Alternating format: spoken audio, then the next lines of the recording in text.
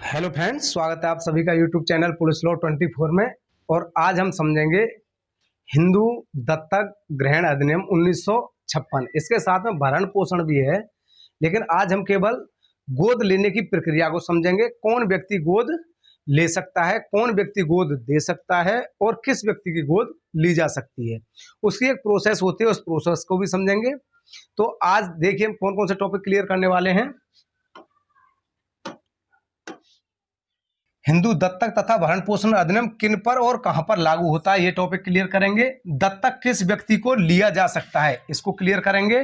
कौन व्यक्ति दत्तक ले सकता है, अन्य शर्तें कि गोद कब लिया जा सकता है, दत्तक कब लिया जा सकता है, उसको उन शर्तों को भी। कौन व्यक्ति दत्तक गोद दे सकता है, मतलब कि दूसरे व्यक्ति को गोद दे सकता है। दत्तक के अधिकार क्या हैं, कब उसके परिणाम क्या हो जाते हैं, क्या क्या अधिकार मिल जाते हैं उसे और क्या उसके अधिकार कम हो जाते हैं, उसको समझेंगे। और दत्तक के रजिस्ट्रेशन की प्रक्रिया को समझेंगे। तो हमको ये सारे टॉपिक आज क्लियर करने, एक बार स्क्रीनशॉट ले लें।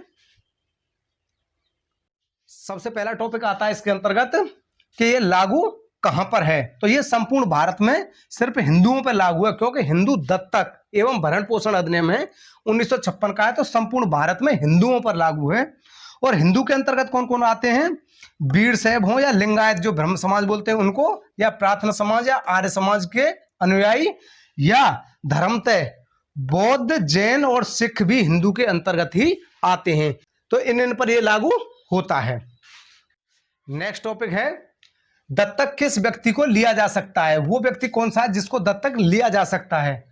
तो सबसे पहली शर्त यह है कि वह हिंदू होना चाहिए।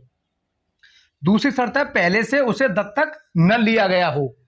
और तीसरी शर्त है उसका विवाह न हुआ हो, परंतु कहीं पर ऐसी प्रथा है या रूढ़ी है जहां पर विवाह के बाद भी गोद लिया जा सकता है हिंदुओं में, तो उस जगह पर यह कंडीशन लागू नहीं होती है। मतलब कि अगर उसके रूढ़ी या प्रथा इस तरह की है तो विवाह के बाद भी उसे गोद लिया जा सकता है। इसी प्रकार से तीसरी शर्त है कि 15 वर्ष की आयु पूर्ण न हो। उस व्यक्ति की 15 वर्ष की आयु पूर्ण न हो, उससे पहले ही उसे गोद लिया जा सकता है। परंतु उसमें भी यही कंडीशन लागू है, अगर रूढ़ी प्रथा कोई ऐसी है, इस तरह की है कि 15 वर्ष के बाद गोद लिया जा सकता है, तब उसे गोद लिया जा सकता है। तो यह था हमारा कि किस व्यक्ति को गोद लिया जा सकता है। एक बार स्क्रीनशॉट ले लें, फिर अगला टॉपिक करते हैं। अब नेक्स्ट टॉपिक आता है कौन व्यक्ति गोद ले सकता है। कौन व्यक्ति ले सकता है, तो इसको समझेंगे।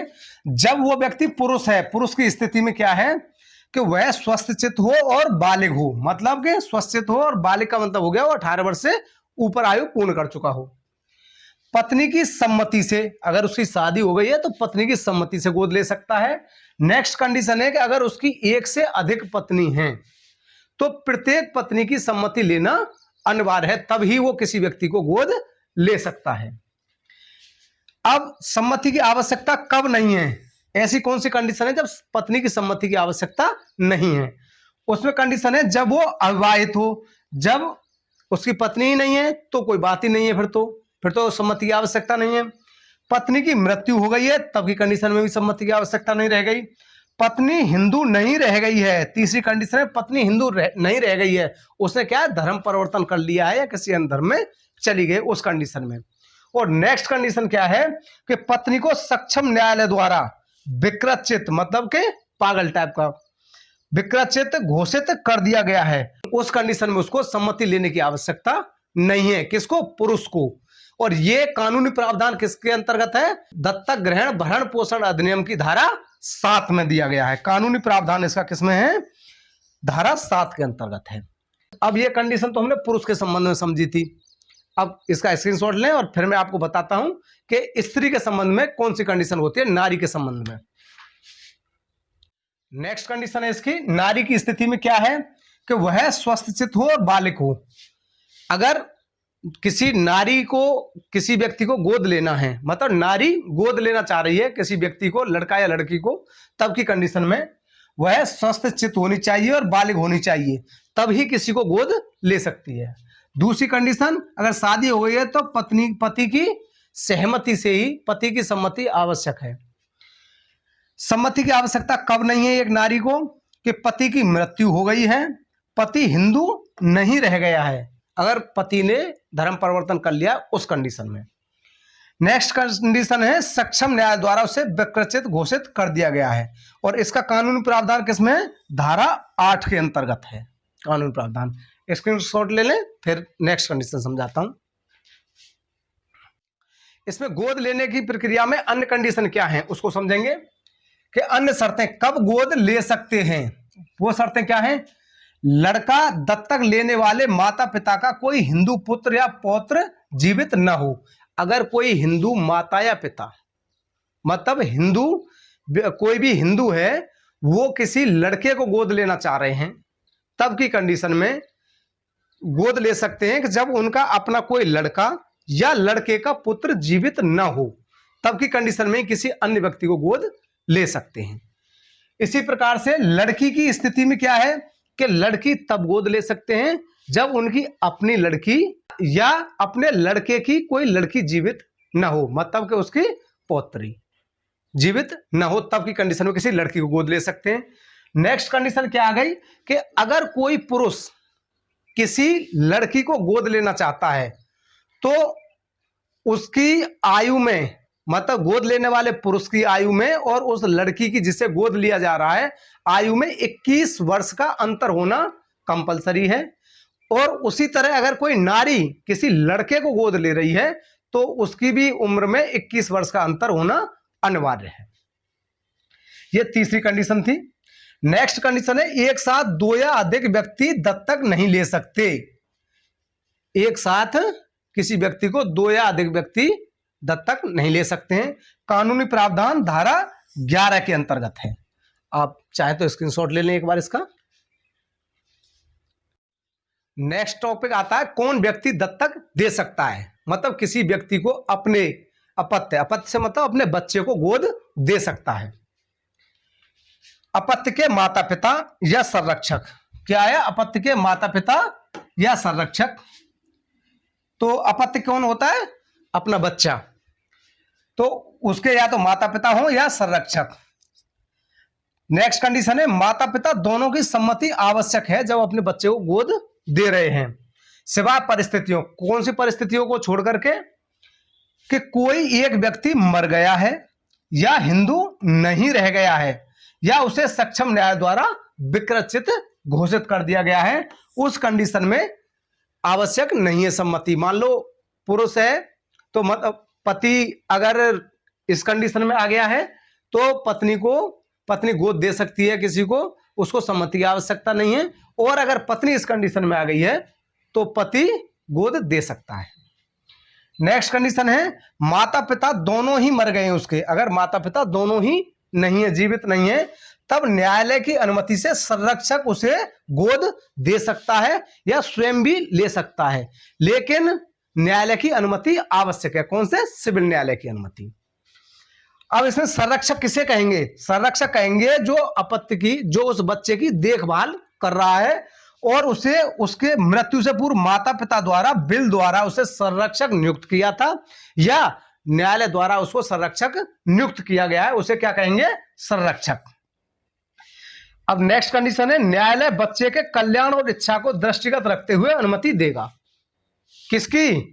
संरक्षक को। अगर संरक्षक अनुमति लेता है किसी उस बच्चे को किसी अन्य को गोद देने की तो न्यायालय से अनुमति लेना आवश्यक है, और न्यायालय उस कंडीशन में ये देखेगा, बच्चे से भी पूछेगा कि उसकी इच्छा क्या है, उसके कल्याण के लिए ये बात देखेगा कि उचित रहेगा या नहीं, तब ही अनुमति न्यायालय देगा।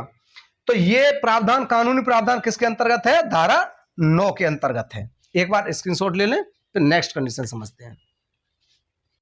अब दत्तक के अधिकार क्या हो जाते हैं? जब किसी बच्चे को दत्तक ले लिया गया, गोद ले लिया गया, तो उस गोद लेने के बाद में उस बच्चे के क्या अधिकार हो जाते हैं और क्या बाउंडेशन हो जाती हैं? तो उसका अधिकार हो जाता है कि दत्तक के माता पिता के पुत्र या पुत्री के समस्त अधिकार हो जाते हैं कि जिसके द्वारा गोद लिया गया है तो वो ऐसे रहेगा जैसे कि वो उसके अपने माँ बाप हों। जैसे जैविक माँ बाप से उसे प्राप्त थे उसी प्रकार से अब दत्तक माँ बाप से उसे सारे अधिकार प्राप्त हो जाएंगे। उसी को माँ कहेगा और उसी को पिता कहेगा जिसने दत्तक लिया है। नेक्स्ट कंडीशन है कि जैविक माता पिता के बंधन से मुक्त। जैविक माता पिता की जो कंडीशन थी, जैविक माता पिता ने जब गोद किसी अन्य व्यक्ति को दे दिया है उसे, तो अपने बंधनों से वो मुक्त हो जाते हैं। या उसके पास में कोई जमीन है पूर्व से, या कोई ऐसी प्रॉपर्टी है जो उस बच्चे के नाम पे थी, तो वो एज इट इज बनी रहेगी। नेक्स्ट कंडीशन है दत्तक माता पिता से माता कहेगा, मतलब दत्तक जो माता है उसे माता कहेगा और पिता से पिता कहेगा। लेकिन इसकी ये और बंधन ये भी है कि वो जिस परिवार से आया है, जिस कुटुंब से आया है, जो जैविक माता पिता थे, तब की कंडीशन में वो किसी अपने भाई बहन या अन्य व्यक्ति से शादी नहीं कर सकता था। वो शर्तें आज भी लागू होंगी, जब दत्तक हो गया तब भी लागू होंगी कि वो तब अब भी शादी उनसे नहीं कर सकता जिनसे दत्तक से पहले नहीं कर सकता था।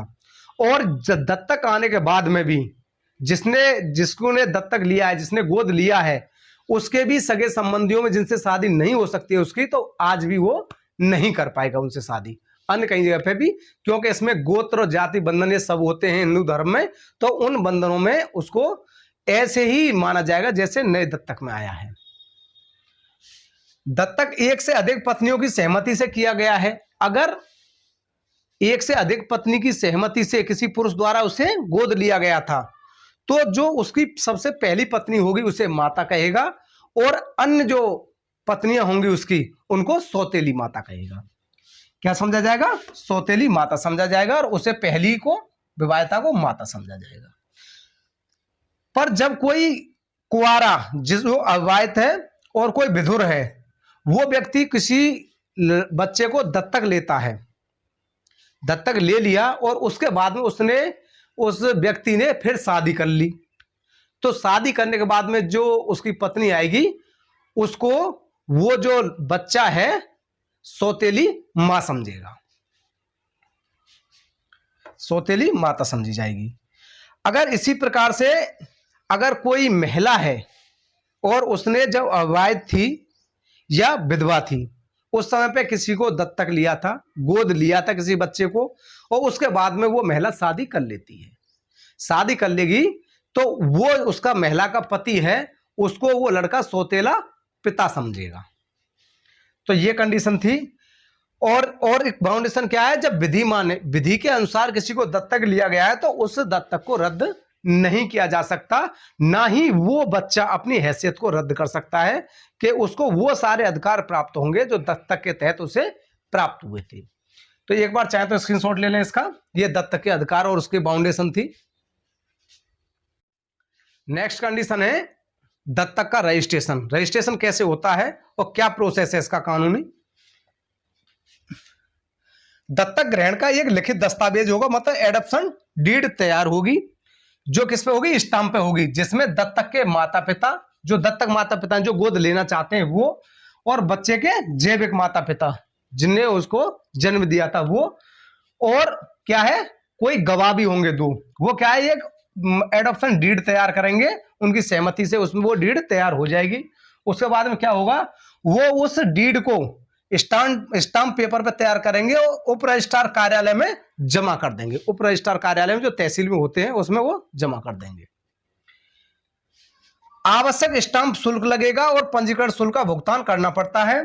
दस्तावेज पर दत्तक माता पिता और गवाहों के हस्ताक्षर आवश्यक होते हैं। दोनों दत्तक जो दे रहे हैं वो भी और ले रहे हैं उनके भी, और दो गवाहों के साइन होंगे। कुछ मामलों में दत्तक ग्रहण को और मजबूत कानूनी अधिकार देने के लिए स्थानीय सिविल कोर्ट या जिला कोर्ट में दस्तावेज पेश किया जाता है। सिविल कोर्ट में जो परिवार न्यायालय होते हैं उसमें भी उसको रजिस्टर्ड करा सकते हैं। कोर्ट द्वारा दत्तक ग्रहण को मान्यता देने के बाद यह पूरी तरह से कानूनी और पंजीकृत माना जाता है। हालांकि हिंदू जो दत्तक ग्रहण अधिनियम है के तहत पंजीकरण अनिवार्य नहीं है, लेकिन कानूनी दाव पेच के लिए ऐसा करा लेते हैं कि बाद में किसी प्रॉपर्टी के संबंध में या कोई परेशानी पैदा ना हो, इसलिए उसको पंजीकरण करा लेते हैं। तो ये हमारा था दत्तक ग्रहण से संबंधित टॉपिक था। कब गोद लिया जा सकता है ये समझा, कौन गोद ले सकता है और किसे गोद लिया जा सकता है, क्या रजिस्ट्रेशन की प्रक्रिया है, आपने इस वीडियो के अंतर्गत ये समझा। अगर हिंदुओं के अंतर्गत आपको दत्तक ग्रहण समझ में आए हो, वीडियो पसंद आए हो, तो चैनल को लाइक करें, सब्सक्राइब करें। Thank you.